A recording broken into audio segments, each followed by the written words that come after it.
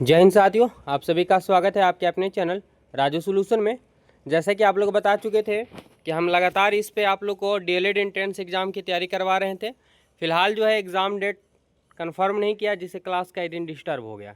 लेकिन फाइनली जैसा कि उम्मीद देखने को मिल रहा है, बार बार ट्रेंड करवाया जा रहा है ट्विटर पे, तो एसएम विभाग लेकर के जल्दी आपको जुलाई ख़त्म होगा, वैसे ही अगस्त में आपका फाइनली एग्ज़ाम हो जाएगा।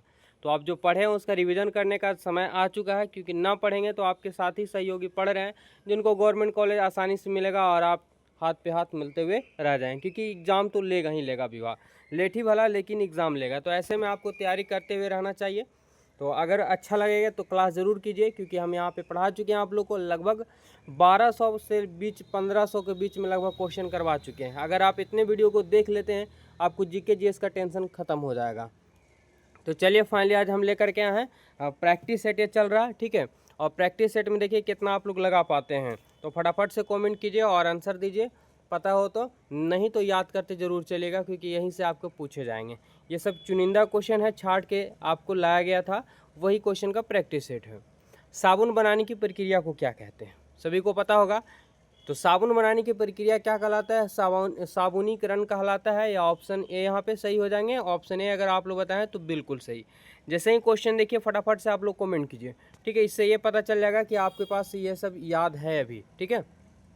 अगला क्वेश्चन, रक्त को थक्का बनाने में इनमें से कौन सा अवयव मदद करता है? यानी रक्त को थक्का बनाने में कौन सा विटामिन जो है मदद करता है? बिल्कुल आप लोग क्लियर करवा चुके हैं, तो फटाफट से बताइए। तो विटामिन के जो होता है रक्त को थक्का करने में मदद करता है, यानी रक्त को जमाने में मदद करता है विटामिन के, बहुत ज़रूरी है। अगला सवाल, दो विद्युत आवेशों के बीच लगने वाला बल से संबंधित है। फटाफट से बताइए, दो विद्युत आवेशों के बीच लगने वाला बल किससे संबंधित है? किससे संबंधित है? बिल्कुल, अगर ऑप्शन आप लोग पता है सी बताएं तो बिल्कुल सही, क्योंकि हम ये क्लियर भी करवा चुके थे। Q1 और ये Q2 दोनों बीच की दूरी r हो तो F बराबर होता है क्या, Q1 इंटू Q2 और बटा में r स्क्वायर। ये कुलॉम महोदय से संबंधित है, आप यहाँ पे कुछ कॉन्स्टेंट लगा सकते हैं। चलते हैं अगले सवाल की ओर। अगला, निम्नलिखित में से सबसे भारी धातु कौन सा है? देखिए सबसे भारी धातु के बारे में पूछ दिया गया, तो चलिए फटाक से बताइए क्या हो जाएंगे। बहुत अच्छा, सबसे भारी धातु जो होता है यूरेनियम होते हैं, और सबसे कठोर पदार्थ अगर पूछा जाए तो हीरा होता है। कंप्लीट है, आगे चलते हैं। स्टील को कठोर प्रदान करने के लिए उसमें बढ़ाई जाती है, बढ़ती है, यानी क्या बढ़ाया जाता है? बिल्कुल, तो स्टील को कठोर प्रदान करने के लिए उसमें क्या मिलाया जाता है? तो ध्यान देंगे, इसका राइट आंसर की बात करें हम, कार्बन की मात्रा मिलाई जाती है। किसकी? कार्बन की मात्रा। आपसे पूछ दिया जाए कि लोहा, कच्चा लोहा जो होता है, लोहा को कठोर करने के लिए क्या, तो कार्बन की मात्रा मिलाई जाती है। सवाल हमारे पास 6 नंबर कि बॉक्साइड अयस्क से किस धातु की प्राप्ति की जाती है? बॉक्साइड अयस्क से किस धातु की प्राप्ति की जाती है? चलिए फटाफट से बताएं, यानी बॉक्साइड किस धातु का अयस्क है? यहाँ पे राइट आंसर की बात करिए, एल्युमिनियम। आप लोग जानते होंगे एल्युमिनियम जो है, एल्युमिनियम का प्रमुख अयस्क बॉक्साइड होता है, और बॉक्साइड से ही एल्युमिनियम का निष्कर्षण किया जाता है। अगला, रोटी चबाने पर मीठा क्यों लगता है? Very very important question. रोटी चबाने पर मीठा क्यों लगता है? तो देखिए, रोटी चबाने पर मीठा लगने का मूल कारण होता है कि उसमें कार्बोहाइड्रेट शक्कर में परिवर्तित हो जाता है। क्या? कार्बोहाइड्रेट शक्कर में परिवर्तित हो जाता है। और आप लोग बता दें कि हम लोग में कार्बोहाइड्रेट के मात्रा से ही शरीर में ताकत मिलती है। अगला, गाय की गर्भावधि होती है, या गाय की गर्भावधि क्या है, यानी कितना दिन तक गाय गर्भवती रहती है, उसके बाद बच्चों को जन्म देती है? बिल्कुल क्लियर करवा चुके हैं, फटाफट से आप लोग बताइए। 8 नंबर सवाल है, और सभी को पता है लगभग 274 से 280 दिन का गाय का गर्भ अवधि होता है। ऑप्शन की बात करें, ऑप्शन यहाँ पे बी करेक्ट आंसर हो जाएंगे। चलते हैं अगले सवाल की ओर। अगला सवाल देखेंगे, कार की बैटरी में इस्तेमाल होता है। कार की बैटरी में कौन सा इस्तेमाल होता है एसिड? क्या सल्फ्यूरिक होता है, हाइड्रोक्लोरिक होता है, नाइट्रिक होता है, साइट्रिक होता है? तो देखिए, अगर हम बात कर ले कि सल्फ्यूरिक एसिड होता है, जिसे तेजाब भी कहा जाता है। क्या? तेजाब भी कहा जाता है। इसे अम्लराज भी कहा जाता है, बैटरी अम्ल भी कहा जाता है ना। और अगर बात करें हाइड्रोक्लोरिक, तो ये हमारे पेट में पाया जाता है, HCl। अगला सवाल, चलते हैं अगले सवाल की ओर। अगला सवाल देखेंगे, दिया हुआ है क्या, दुधारू पशुओं में कैल्शियम की कमी के कारण होता है। दुधारू यानी जो पशु, जो जानवर जो क्या करते हैं, दूध देते हैं, उनमें अगर कैल्शियम की मात्रा कमी हो जाती है तो उसके कारण कौन सा बीमारी हो जाता है? क्या हो जाता है, तो बिल्कुल ऑप्शन से मैच करता हुआ आपको आंसर मिल जाएगा। क्या हो जाएंगे, तो मिल्क फीवर हो जाता है ऑप्शन ए। अगर ऑप्शन ए आप लोग बताएं बिल्कुल सही। जैसे ही क्वेश्चन देखिए फटाफट से आप लोग जरूर कमेंट कीजिए, क्योंकि सभी के सभी इंपॉर्टेंट क्वेश्चन है। सबसे तेज़ी से बढ़ने वाला पौधा कौन सा है, सबसे तेज़ी से बढ़ने वाला पौधा कौन सा है। तो देखिए सबसे तेज़ी से बढ़ने वाला जो पौधा होता है यूकेलिप्टस, यूकेलिप्टस होता है जो सबसे तेज़ी से बढ़ने वाला पौधा है। ऑप्शन सी बताया बिल्कुल सही। आगे चलते हैं। अम्लीय वर्षा में प्राय क्या अधिक मात्रा में होता है, अम्लीय वर्षा में प्राय अधिक मात्रा में क्या होता है, ये आप लोग को कमेंट करके बताना है फटाफट से। 12 नंबर सवाल का आंसर, बहुत बढ़िया, फटाफट से बताइए।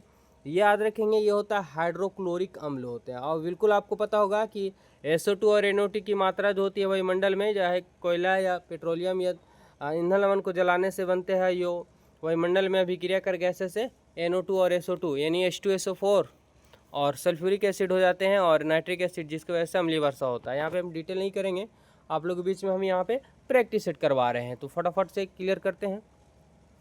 बिना बीज के फलों को विकसित करने की विधि क्या कहलाता है, बिना बीज के ही फलों को विकसित करने की विधि क्या कहलाता है, याद रखिए ये कहलाता है टिश्यू कल्चर। क्या, टिश्यू कल्चर। अगर ऑप्शन ए बताएं बिल्कुल सही होगा आपका सही जवाब। अगला सवाल है, निम्नलिखित में से ध्वनि का वेग सबसे अधिक होता है, ध्वनि का वेग सबसे अधिक होता है किसमें, जल में, वायु में, इस्पात में या लकड़ी में। तो देखें यहाँ पे बहुत से विद्यार्थी कन्फ्यूजन हो जाते हैं, लेकिन आपको हम क्लियर भी करवा चुके हैं और फिर से हम आप लोग बता दें कि ध्वनि की बात करें तो अब लग रहा होगा अंदाज़ा से कि हवा में हम बोलते हैं तो ज़्यादा दूर तक सुनाई देता है, लेकिन ऐसा नहीं है। सबसे ज़्यादा जो होता है वो ठोस में होते हैं। क्या, ठोस में, फिर ठोस के बाद आता है द्रव और द्रव के बाद आता है गैस, यानी इस्पात में सबसे ज़्यादा ध्वनि का वेग होता है। समुद्री शैवाल में क्या होता है, समुद्री शैवाल जो होते हैं उसमें क्या होता है, क्लोराइड होता है, आयोडीन होता है, लोहा होता है, जस्ता होता है। क्या होता है, याद रखेंगे समुद्री शैवाल में जो पाया जाता है वो आयोडीन पाया जाता है। क्या, आयोडीन पाया जाता है, ऑप्शन बी हो जाएंगे। अगला सवाल है, किसी तरल पदार्थ की बूंदे को गोलाकार रूप में ग्रहण करने का कारण क्या होता है। कोई भी द्रव जो होते हैं वो गोलाकार हो जाते हैं, है ना, गोलाकार आकृति धारण कर लेते हैं। आखिर ऐसा क्यों, जैसा वर्षा की पानी होती है तो गोल बूंद होकर के गिरती है। आखिर इसका मूल कारण क्या है, तो इसका मूल कारण की बात करें पृष्ठ नौ है। पृष्ठ नौ के कारण कोई भी द्रव अपना न्यूनतम पृष्ठ क्षेत्रफल गिरना चाहती है, जिसके कारण उसकी आकृति गोल हो जाती है। सवाल नंबर 17 है कि सुदूर फोटो चित्र में प्रकाश की कौन सी किरणें प्रयोग में आती है। सुदूर यानी काफ़ी दूर की फोटो अगर चित्र खींचना है तो प्रकाश की कौन सी किरणें प्रयोग में आती है।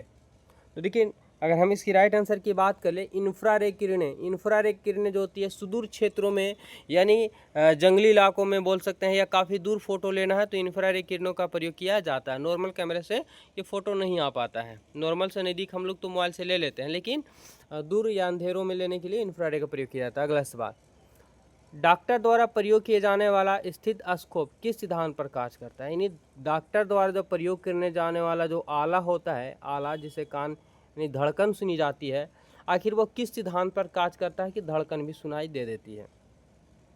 देखिए इसके पहले भी बता चुके हैं, ये प्रकाश के परिवर्तन पे संबंधित होता है। किस पे, प्रकाश के परिवर्तन पे संबंधित होते हैं। ऑप्शन की बात करें बी यहाँ पे सही जवाब। 19 नंबर सवाल, आधुनिक शक्तिशाली चुंबक किससे बनाए जाते हैं। आज चुंबक जो है काफ़ी शक्तिशाली बनाए जाते हैं, आखिर किससे बनाया जाता है, उसमें क्या मिला करके बनाए जाते हैं।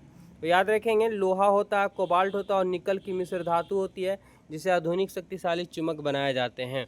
सभी के सभी इंपॉर्टेंट क्वेश्चन है, इसलिए एक बार जरूर आप लोग माइंड में एकदम याद रखिएगा, क्योंकि एग्जाम में यहाँ से 100% है कि आएंगे ही आएंगे। हम बहुत ही चुनिंदा क्वेश्चन आप लोग बीच में कई वर्षों का अनुभव भी है। जब कोई बाहरी पदार्थ मानव रुधिर परिनालिका में प्रविष्ट होता है, ध्यान समझेंगे कि जब कोई बाहरी पदार्थ मानव रुधिर परिनालिका में प्रविष्ट होता है तो प्रतिक्रिया कौन प्रारंभ करता है, कौन करता है, क्या होगा यहाँ पर राइट आंसर। देखिए अगर हम बात करें इसका सही आप लोग समझाने का, तो जब मनुष्य में क्या होते हैं बाहरी पदार्थ आ जाते हैं या कोई रुधिर परिनालिका में आ जाता है, जैसे अचानक आप खांसी सर्दी बीमार पड़ जाते हैं या कोई बीमारी हो जाती है, तो वहाँ पे अगर हमें लड़ने जो बीमारियों से लड़ता है वो कौन लड़ता है, श्वेत रुधिर कणिकाएँ लड़ता है, ठीक है, और यही हमें रक्षा करती है। अगर ये ना होता तो इंसान एक बार बीमार पड़े वो ठीक ही नहीं हो पाएगा। सवाल अगला हमारे पास 21 नंबर, यहाँ से साइंस हो चुका है, आप सोशल साइंस का क्वेश्चन देखेंगे जो चुनिंदा क्वेश्चन है। 35वें राष्ट्रीय खेल जिसका प्रतीक चिन्ह ग्रेट हॉर्नबिल था, कहाँ आयोजित किए गए थे। देखिए 35वें राष्ट्रीय खेल प्रतीक चिन्ह जो ग्रेट हॉर्मिल था वो आयोजित किया गया था, वो कहाँ किया गया था? केरल में आयोजित किया गया था। वेरी वेरी इंपॉर्टेंट क्वेश्चन पूछे गए क्वेश्चन है बहुत इसमें से। निम्नलिखित में गलत युग्म को पहचानना है। क्या मैडम क्यूरी डायनामाइट का खोज किया, या एपीजे अब्दुल टेलीफोन का एजी बेल टेलीफोन का खोज किए हैं, या JN बेयर्ड जो टेलीफोन का खोज किए हैं, या जेम्स वाट स्टीम इंजन का खोज किए हैं? क्या होगा 22 नंबर सवाल का आंसर? तो देखिए राइट आंसर की बात करें हम तो यहाँ पे पूछा गलत। तो मैडम क्यूरी जो है रेडियम की खोज किया है, ना कि डायनामाइट की खोज किया है। ऑप्शन की बात करें, ऑप्शन यहाँ पे क्या होंगे? A correct answer. सवाल अगला, निम्नलिखित में से सूर्योदय सबसे पहले कहाँ होगा? सूर्योदय सबसे पहले कहाँ होगा? न्यूयॉर्क में होगा, हांगकांग में होगा, नई दिल्ली में होगा, या टोक्यो में होगा? क्या होगा राइट आंसर 23 का? ठीक है, तो याद रखिए टोक्यो जापान में पड़ता है और जापान को उगता हुआ सूरज का देश कहा जाता है। ऑप्शन की बात करें, ऑप्शन यहाँ पे डी राइट आंसर हो जाएंगे। मशहूर पेंटिंग हंस दैमित के चित्रकार कौन है? मशहूर पेंटिंग हंस दैमित के चित्रकार कौन है? वेरी वेरी इंपॉर्टेंट क्वेश्चन, याद रखें इसका राइट आंसर राजा रवि वर्मा। क्या राजा रवि वर्मा जो है हंस दैमित चित्र के चित्रकार हैं। निम्नलिखित पुस्तक में कौन सी पुस्तक फणीश्वर नाथ रेणु द्वारा रचित है? आप हिंदी किताब पढ़े होंगे, वहाँ पे फणीश्वर नाथ रेणु द्वारा रचित कविता का नाम बताना है, कौन सा है? क्या होगा राइट आंसर? राग दरबारी है, गुनाहों का देवता है, मैला आंचल है, या अंधा युग है? 25 नंबर सवाल का आंसर यह है मैला आंचल। ऑप्शन सी राइट आंसर हो जाएंगे। आनुवांशिकी के जनक, ये देखिए आपका साइंस का क्वेश्चन है। आनुवांशिकी का जनक या वैज्ञानिक किससे कहा जाता है? बिल्कुल अभी हम आप लोग को समझा चुके थे, ग्रेगर जॉन मेंडल को कहा जाता है आनुवांशिकी का पिता। ये मेंडल महोदय ने मटर के पौधे पर लगभग 7 पीढ़ियों तक के अध्ययन किए थे। कितना? 7 पीढ़ियों तक के। किस पौधे पे? तो मटर का। सवाल हमारे पास 27 नंबर है। भारतीय संविधान का कौन सा अनुच्छेद राज्यों में संवैधानिक तंत्र के असफल होने की स्थिति में राष्ट्रपति शासन का प्रावधान करता है? यानी कोई राज्य में कानून व्यवस्था सही से नहीं चल पाता है तो वहाँ पे क्या लगाया जाता है? राष्ट्रपति शासन लागू किया जाता है। तो यह संविधान के किस में इसका अनुच्छेद किया गया, यानी किस में इसका वर्णन किया गया है? तो यह अनुच्छेद है 356। 356 के तहत किसी भी राज्य में क्या लगाया जा सकता है? राष्ट्रपति शासन लगाया जा सकता है अगर वहाँ के हालात खराब हो तो। अगला सवाल है, राज्यसभा के संदर्भ में निम्नलिखित में से कौन सा कथन सही नहीं है? क्या? राज्यसभा के संदर्भ में, राज्यसभा लोकसभा, ठीक है, तो यहाँ पे राज्यसभा के बारे में पूछा गया है। तो पहले हम लोग जानते हैं राज्यसभा एक अस्थायी संस्था है। दूसरा, इसके 1/3 सदस्य प्रत्येक 2 वर्ष पर रिटायर होते हैं। राज्यसभा का गठन 1958 ईस्वी में हुआ था, या राज्यसभा के 12 सदस्य राष्ट्रपति द्वारा मनोनीत होते हैं? क्या होगा इसका राइट आंसर? तो यहाँ पे हमें क्या करना था कि सही कथन नहीं है, तो सही कथन कौन सा नहीं है ये बताना है। तो याद रखें राज्यसभा का जो गठन हुआ था 1958 ईस्वी में नहीं हुआ था, क्योंकि इसके पहले ही संविधान लागू हो चुका था 1985, यानी उसके पहले ही संविधान राज्यसभा का गठन कर लिया गया था। ठीक है, ऑप्शन यहाँ पे सी राइट आंसर हो जाएंगे। अगला सवाल है, नोबेल पुरस्कार किस देश के द्वारा दिए जाते हैं? Very very important question. Nobel पुरस्कार आप लोग 6 क्षेत्रों में दिए जाते हैं, तो वो किस देश के द्वारा दिया जाता है? 29 नंबर सवाल ये दिया था स्वीडन, याद रखेंगे। वेरी वेरी इंपॉर्टेंट क्वेश्चन है, आपको एग्जाम में आएगा ही आएगा। अगले सवाल की ओर, हाल ही में ब्राज़ील में नवजात शिशु में माइक्रोसेल्फी या लघु शिथिलता के लक्षण मिले, इसका कारण क्या था? हाल ही में ब्राज़ील में नवजात शिशु में माइक्रोरेफिली या लघु शिथिलता के लक्षण मिले थे, इसका मूल कारण क्या था? तो देखिए इसका मूल कारण की बात करें हम तो जीका वायरस था। क्या? Zika virus. Option A right answer हो जाएंगे। 31 नंबर सवाल है, क्या दिया हुआ? जो जोआकिन गुजमैन उर्फ अल चापो गुजमैन है, एक क्या है? क्या है? एक प्रकार के नाम भी अजीब है, थोड़ा सा पढ़ ले ध्यान से। क्या होगा राइट आंसर यहाँ पे? तो देखिए ये था एक प्रकार के जोआकिन गुजमैन उर्फ अल चापो गुजमैन जो है एक प्रकार के मेक्सिको की नशीली दवाओं का तस्कर है। ऑप्शन बी हो जाएंगे सही राइट आंसर यहाँ पे। कार की बैटरी में इस्तेमाल होता है, बिल्कुल ये क्वेश्चन रिपीटेड हो गया और क्वेश्चन घुमा दिया गया है, तो हमें आप लोग को बताएंगे, इसका आंसर कमेंट करके आप लोग को बताना है। अगला सवाल, निम्नलिखित में गठित नीति आयोग के अध्यक्ष कौन है? 2015 में गठित नीति आयोग के अध्यक्ष, यानी एक सवाल पूछा जाता है कि नीति आयोग का गठन कब किया गया था? तो 2015 में, यहाँ पे गलती हुआ है, सॉरी, याद रखेंगे। नीति आयोग का गठन कब हुआ है? तो 2015 में। इसके अध्यक्ष किसे बनाया गया था? याद रखेंगे अरविंद पनगड़िया को बनाया गया था। अरविंद पनगड़िया को बनाया गया था। भारतीय नौसेना तथा वायुसेना ने 2015 में ऑपरेशन राहत चलाकर भारत तथा अन्य देश से निकाला गया था। यानी किस देश में ऑपरेशन राहत के तहत भारतीयों को वहां से तथा अन्य देश के लोगों को भी वहां से निकाला गया था। चलिए, वेरी वेरी इंपॉर्टेंट क्वेश्चन है, क्वेश्चन नंबर 34 है। क्या होगा राइट आंसर यहाँ पे? याद रखें, यमन। यमन में भारतीय छात्रों को और अन्य देश के व्यक्तियों को निकाला गया था ऑपरेशन राहत के तहत। अगला सवाल हमारे पास, बोको हरम क्या है? बोको, ठीक है, बोको हरम क्या है? तो बोको हरम जो है वो नाइजीरिया की एक आतंकवादी संगठन है, नाम से ही पता चल रहा है, बोको। मरणोपरांत प्रथम भारतीय रत्न किसे दिया गया था? मरणोपरांत, ठीक है, यानी मरने के बाद जो भारत रत्न से सम्मानित किया गया था, वो सबसे पहले व्यक्ति कौन थे? कौन थे सबसे पहला व्यक्ति? लाल बहादुर शास्त्री, जिन्हें भारत के प्रथम भारत रत्न दिया गया था मरणोपरांत। गाय की गर्भावधि क्या है? गाय की गर्भावधि, जैसे यहाँ पे हम लोग पढ़ लिए थे, ठीक है, ये क्वेश्चन फिर से रिपीटेड हो गया। गाय की गर्भावधि क्या होती है, जरा बताएं। 37 नंबर सवाल का आंसर, ये भी क्वेश्चन रिपीटेड है, तो इसका आंसर आप लोग ही देंगे। निम्नलिखित नदियों में से किसका उद्गम स्थान भारत में नहीं है? भारत में उद्गम स्थान नहीं है, जल्दी बताइए किसका नहीं है, क्या होगा राइट आंसर? ये भी आंसर आप लोग कमेंट बॉक्स में बताइए, ठीक है, ताकि आपको अनुभव जरूर हो। बहुत इस सब क्वेश्चन क्लियर करवा चुके हैं और हम आप लोग को रिपीट करवा रहे हैं, तो हर हाल में सब क्वेश्चन याद होने चाहिए, क्योंकि यहीं से आपको देखने को मिलेंगे। भारत में सर्वोच्च न्यायालय के संदर्भ में कौन सा कथन सही है? सर्वोच्च न्यायालय यानी सुप्रीम कोर्ट के बारे में आपसे पूछा गया, इसमें केवल एक मूल क्षेत्राधिकार है, इसका केवल अपीलीय क्षेत्राधिकार है, इसका केवल परामर्श संबंधित क्षेत्राधिकार है, या इसका मूल अपीलीय और परामर्श संबंधित क्षेत्राधिकार है? क्या होगा राइट आंसर? तो देखिए, राइट आंसर की बात करें कि भारत के सर्वोच्च न्यायालय है, तो अगर कोई अपील करता है तो, या परामर्श संबंधी कोई नियम कानून बनाना है तो उस पर विचार कर सकते हैं सुप्रीम कोर्ट, यानी सबसे ऊपर होता है यही। ऑप्शन डी यहाँ पे राइट आंसर हो जाएंगे।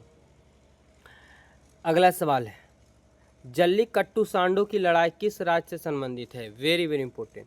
जल्लीकट्टू सांडों की लड़ाई किस राज्य से संबंधित है? किस राज्य से संबंधित है ये है तमिलनाडु से संबंधित।